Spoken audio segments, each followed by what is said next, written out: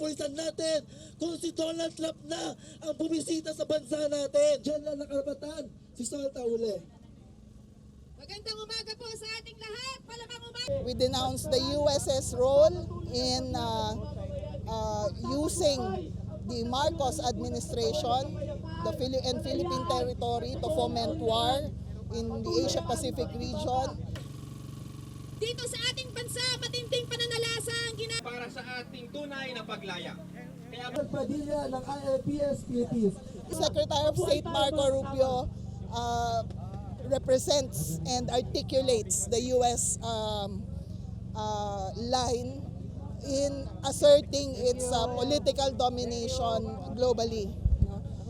As much as the U.S. intervenes and intrudes on the affairs in the Philippines and many other governments that it is allied with to pursue its interests. number 1 terrorist! sa ating Sagastayaman gaya ng Paksilica at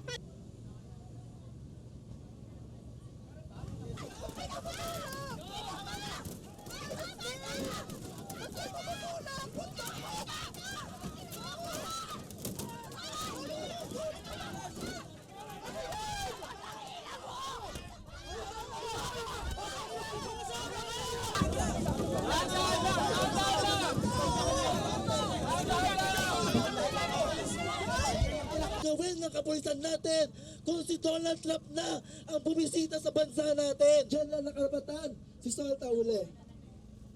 magandang umaga po sa ating lahat. Palabang umaga. We denounce the US's role in using the Marcos administration and Philippine territory to foment war in the Asia-Pacific region. Dito sa ating bansa, matinding pananalasa ang ginagawa Para sa ating tunay na paglaya. Kaya Padilla ng ILPS Philippines. Secretary of State Marco Rubio represents and articulates the U.S. line in asserting its political domination globally.